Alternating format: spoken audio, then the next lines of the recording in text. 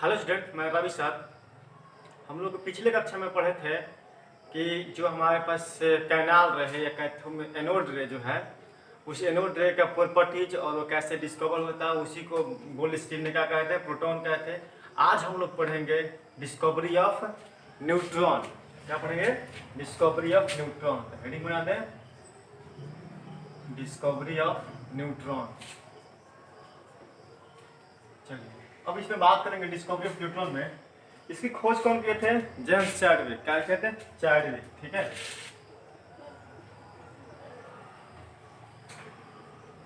Neutron का खोज, neutron की खोज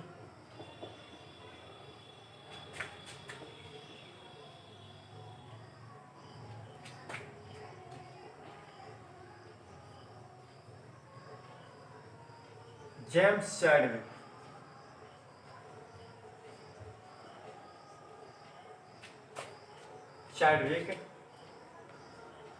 ने किए थे।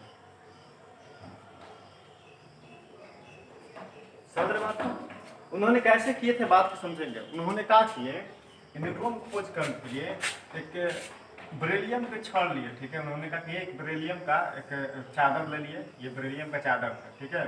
और इस पे क्या किए, एक अल्फा सोर्स से, ठीक है, क्या किए, अल्फा सोर्स से अल्फा किरण को इस पे भेजने लगे। पहले आपको बता दें अल्फा किरण है क्या। ये अल्फा पार्टिकल्स है, अल्फा पार्टिकल्स। ठीक है। अल्फा पार्टिकल जो होता है, देखिए जब हमारे पास हीलियम होता है, आप लोग जानते होंगे हीलियम, इसका जो एटॉमिक नंबर 2 होता है, इसका एटॉमिक मास 4 होता है। अगर हम हीलियम से क्या करते हैं, 2 इलेक्ट्रॉन को निकाल लेते हैं। ठीक है। क्या करते हैं, जैसे हमारे पास हीलियम के लिए आपको बता रहे हैं, ये देखिए, ये प्लस प्लस और ये न्यूट्रॉन न्यूट्रॉन। देखिए इसमें 2 न्यूट्रॉन होता है, 2 का होता है प्रोटॉन होता है। इसके आउटर सेल में 2 इलेक्ट्रॉन होता है। ऐसे समझ रहे बात को? ये ऐसे बता रहे हैं, इसके बारे में बताते हैं ऐसे कैसे होता है। लेकिन आप 9th क्लास में पढ़े, एटम ऐसा ही रिप्रेजेंट होता है। ये न्यूक्लियस है जिसमें पॉजिटिव चार्ज है, प्रोटॉन है, और ये का है न्यूट्रॉन है। तो उन्होंने कहा किए कि ये वाला बात को, 2 इलेक्ट्रॉन को जब निकल इसमें से निकल जाता है, तो जब 2 इलेक्ट्रॉन निकल जाता है तो ये केवल न्यूक्लियस बचता है। समझ रहे बात को? तो ये न्यूक्लियस को ही बोलते हैं अल्फा पार्टिकल्स। तो अल्फा पार्टिकल्स एक पॉजिटिव पार्टिकल्स है। समझ रहे बात को? तो अब ये कहते हैं कि अल्फा सोर्स से अल्फा पार्टिकल्स को जब उन्होंने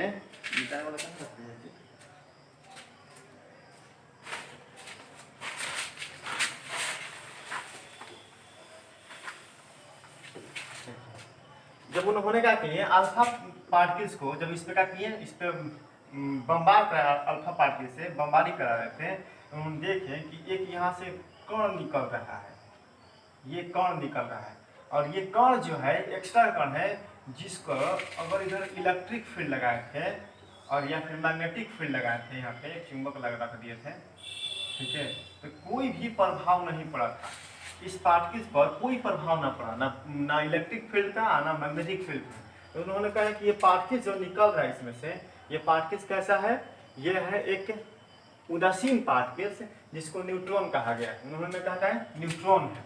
समझ रहे बात को? ये कैसे हो रहा था, तो ये बेरिलियम के लिए, देखिए बेरिलियम जो होता है Be, ठीक है, इसके लिए 4, ये होता है 9 इसका। समझ रहे बात को?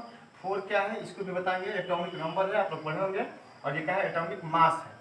और जब इस पे अल्फा पार्टिकल्स पड़ रहा था, मतलब ये वाला पड़ रहा था हीलियम 4, यहाँ पर 2, तो देखिए ये दोनों ऐड होकर ये क्या बन रहा था, ये बन रहा था C, 4 को 2 6 को, 6 कितना होता है, 6 पर कार्बन हो जाता है। और ये जो है हमारे पास जुड़ का है कितना जगह, 9 4 कितना होता है 13, लेकिन इसका होता है कितना 12। और ये इसमें से कण निकल जाता है ऐसे। समझ रहे बात को?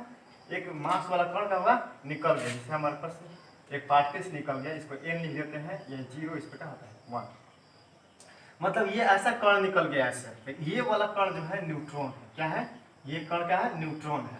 आप लोग समझ रहे हैं बात को? ये बेरिलियम जो है कार्बन में बदल गया, कार्बन की तरह बन गया, और इसमें से एक एक्स्ट्रा निकल गया, जिसको कहेंगे न्यूट्रॉन। इस पर कोई प्रभाव नहीं पड़ रहा है, क्योंकि इसका चार्ज क्या है, 0 है। मतलब इस पर ना पॉजिटिव चार्ज है ना निगेटिव चार्ज है। समझ रहे बात को? यही एक्सपेरिमेंट था उनका। हम इस बात को लिख लिए, आप लोग समझ रहे हैं, किसी को दिक्कत नहीं ना है? तो आप लोग समझ गए। तो ये पूरे जो ये बात है आपको ये PDF के रूप में मिलेगा। समझ रहे बात को कि उन्होंने बेरिलियम पे चादर लिए लिखा हुआ मिलेगा आप लोग को। तो अल्फा पार्टिकल्स का बम्बार कराया तो उनमें से एक न्यूट्रल कण निकला जिसका इलेक्ट्रिक फील्ड या मैग्नेटिक फील्ड पर कोई प्रभाव नहीं पड़ा, और इसका इक्वेशन। समझ रहे बात को। तो इस तरह से इलेक्ट्रॉन का खोज हुआ। और आपको एक चार्ट भी मिल जाएगा इसी PDF में कि जो हमारे पास रिलेटिव चार्ज है, जैसे हमारे पास जो है कोई मतलब इलेक्ट्रॉन खोज हो गया, प्रोटॉन खोज हो गया, न्यूट्रॉन खोज हो गया, तो किस पर कितना चार्ज होता है और किस पर कितना द्रव्यमान होता है, किस पर कितना रिलेटिव चार्ज होता है, किसका कितना रिलेटिव मास होता है, इस सब का एक आपको टेबल मिलेगा। वो टेबल 9th क्लास में भी आप लोग पढ़े होंगे। अभी हम जितना पढ़ रहे हो वो ध्यान दो। अभी देखिए आप लोग को थोड़ा सा लगता हुआ कि कैसे स्टडी हो रहा है, ठीक है, तो आप लोग को थोड़ा सा धैर्य रखना पड़ेगा, थोड़ा सा सब्र कीजिए। समझ रहे बात को, क्योंकि आप लोग ये सारी बात जो भी पढ़ रहे हैं वो सभी के सभी 9th क्लास में पढ़ चुके हैं। अभी ये जो बात है आप पिछले जो जूनियर क्लास में थे 9th क्लास में वो बातें सब पढ़े हैं, मैं समझ सकता हूँ, लेकिन अभी हम लोग को रियली में IAC वाला स्टार्ट नहीं हुआ है। अभी इसके लिए 1-2 क्लास और चलेगा, तब हम लोग फिर जानेंगे कि IAC में क्या पढ़ना है रियलिटी में। ये सभी तो 9th क्लास में पढ़ना है।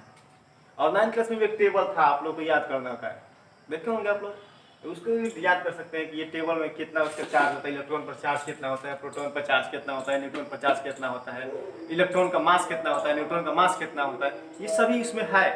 और इसमें भी आपको टेबल में एक डिस्क्रिप्शन में आपको मिल जाएगा, लिंक में रहेगा, PDF के रूप में रहेगा टेबल और डिस्कवरी ऑफ इलेक्ट्रॉन। अब हम बात करेंगे धीरे धीरे आगे बढ़ के, तो एटॉमिक मॉडल पर बात करेंगे, ठीक है, इसको मिटा दें हम बात करेंगे एटॉमिक मॉडल। एटॉमिक मॉडल है क्या, थोड़ा सा इसमें बात करें। तो सबसे पहले क्या होगा कि एक वैज्ञानिक आते हैं जे थॉमसन, उन्होंने एटम के बारे में सबसे पहले एटॉमिक मॉडल लिखते हैं, atomic model J Thomson atomic model. देखिए उन्होंने क्या कहा कि देखिए ये जो मॉडल है आप लोग देखे हैं कि वाटर मतलब ये एक गर्मी का मौसम में तो मिल रहा है, ठीक है, ललमी देखिए तो ललमी कैसा होता है। चलिए ललमी एक बना रहे हैं। अभी ये ललमी जो है अभी फिलहाल जो ललमी आ रहा है ना, तो ललमी कैसा आ रहा है, पहले गोल आ रहा था, अभी थोड़ा सा ललमी का शेप चेंज हो गया इस तरह से, ठीक है। अब मान लीजिए इसको हम काट रहे हैं, बीच काट दिए, तो बीच में काट दिए, तो काटने के बाद इसको हमको लंबी कैसे दिख रहा था, इस तरह से दिखेगा। इसको हम काट के इसे पलट दिए तो ललमी हमको कुछ इस तरह से दिखेगा।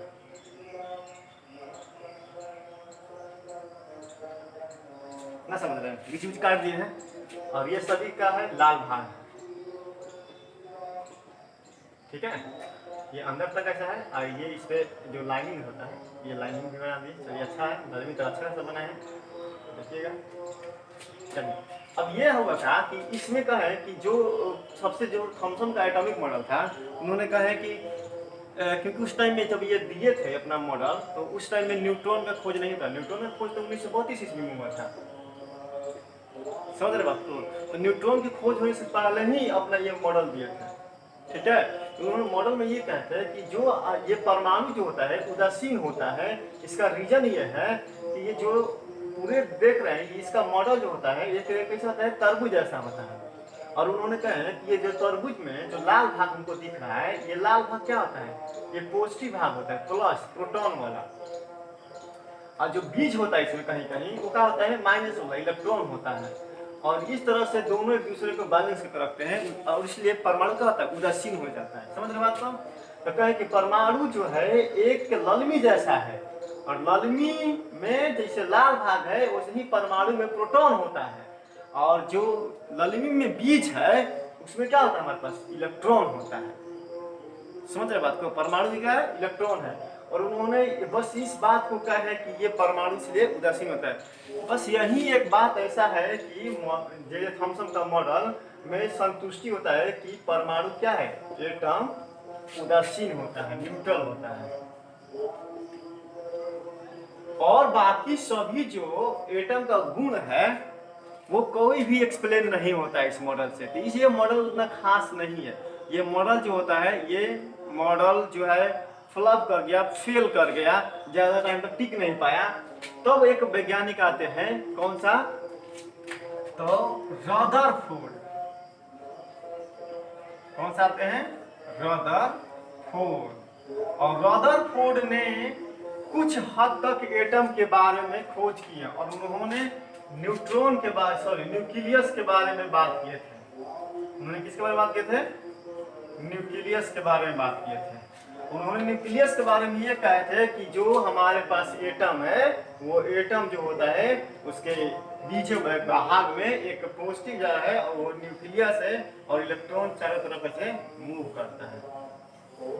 ठीक है, तो ये वाला कैसे पता चलता है, इसके बारे में हम लोग बात करेंगे जब पढ़ेंगे रदरफोर्ड के अल्फा स्कैटरिंग एक्सपेरिमेंट, अल्फा प्रकीर्णन प्रयोग, रदरफोर्ड के अल्फा प्रकीर्णन प्रयोग।